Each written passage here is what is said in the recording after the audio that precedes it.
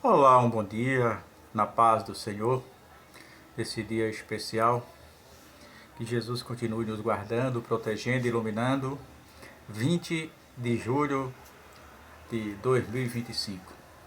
Vou ler um texto bíblico que está na Ata dos Apóstolos, que chamamos de Ato, mas é uma ata, pois registrou todos os acontecimentos dos apóstolos, no capítulo 16 e o versículo 6 a seguir. O capítulo 16, versículo 6 a seguir, diz assim: Isso Paulo falando, passando pela Frígias e pela a Fíncia da Galileia, foram impedidos pelo Espírito Santo de anunciar a palavra na Ásia. E quando chegaram a Mísia, tentavam ir para Betânia, mas o Espírito não lhe permitiu. E tendo passado por Mísia, desceram a Troiades. Aí no capítulo 9.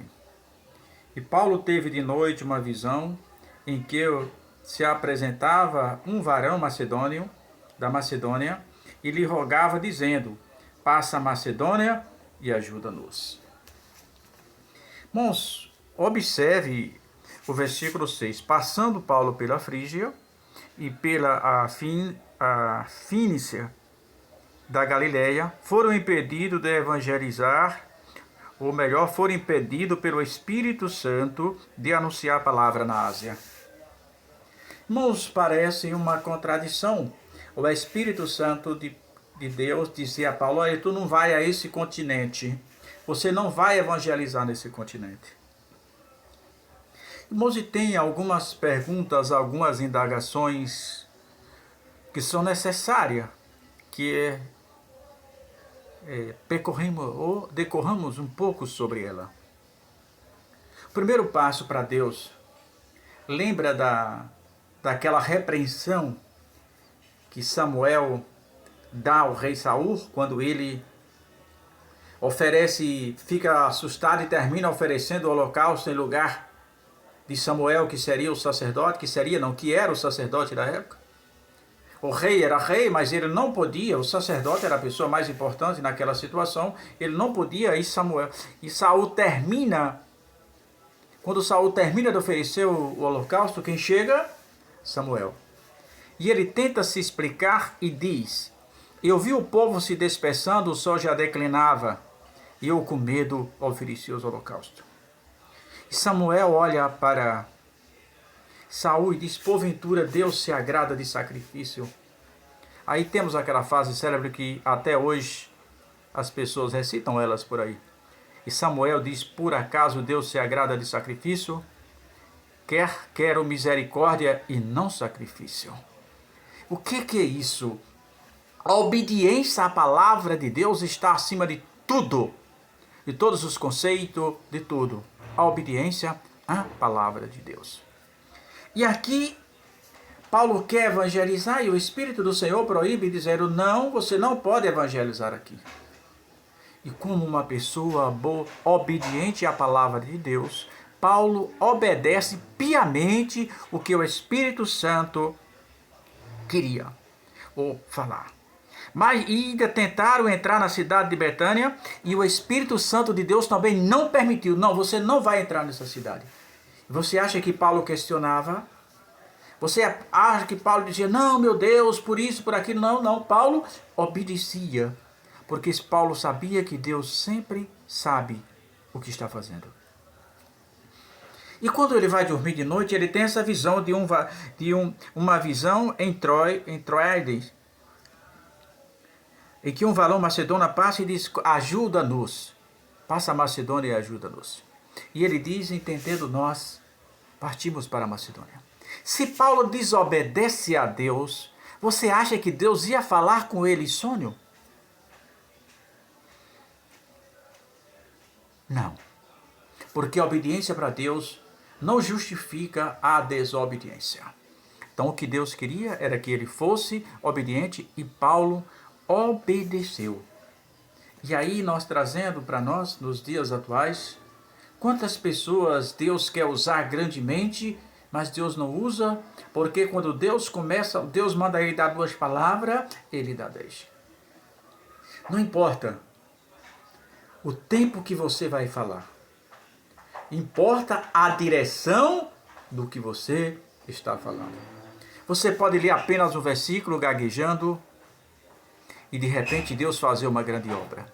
Eu não vou citar nome, mas eu conheço um advogado famoso de uma certa cidade, uma igreja grande que eu conheci,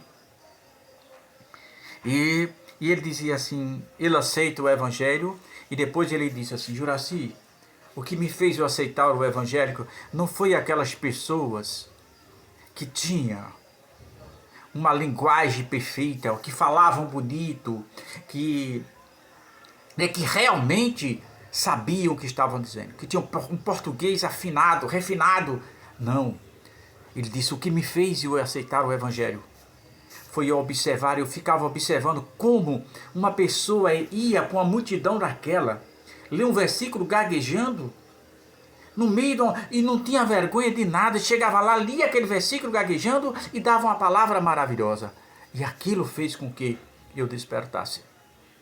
Então, não importa um versículo, 1 minuto na direção do Senhor, vale mais do que uma noite toda lá dizendo coisas só para agradar a igreja do Senhor. Jesus não me chamou e não te chamou para agradar a ninguém. Chamou para dizer para as pessoas que ainda há esperança. Chamou para dizer para as pessoas que existe um céu, sim, é real. Existe também um inferno, que também é real. E que o livre-arbítrio que Deus deu a essa pessoa, deu a ela a autoridade suprema. Deus deu a essa pessoa a autoridade suprema. Não tem ninguém acima dele para tomar essa autoridade que Deus deu a ele. Deus deu a oportunidade a ele de escolher se ele quer ir para o céu ou se ele quer ir para o inferno. Deus dá o manual a ele. Diz: olha, se você quiser ir para o céu, está aqui o manual. Se você quiser ir para o inferno, aqui também diz o que leva você para o céu e o que leva você para o inferno. Então essa escolha termina sendo do homem. Aí vem tudo trazendo para a história de Paulo: obediência. Eu preciso escolher. Os caminhos mudanos que a Bíblia fala, Jesus disse que são espaçosos e muitos são ou que trilham por ele. Mas o caminho do céu é estreitos e espinhosos, e são poucos que trilham por ele. Ir para o céu ou ir para o inferno, uma escolha do homem. Obedecer ou desobedecer. Paulo preferiu obedecer ao Senhor. Pense nisso. Não é o que você faz, não é quantas palavras. Eu lembro que hoje eu não gosto mais, a pessoa me convida, eu nem vou, para evitar problemas. A pessoa me chamava para pregar e eu dizia: olha, eu só quero 15 minutos. O meu poço é raso. O meu poço é muito raso. Logo não tem mais água. Porque se Jesus quer falar com você, não precisa uma multidão. Às vezes uma única palavra, uma única palavra na direção de Deus pode salvar uma multidão.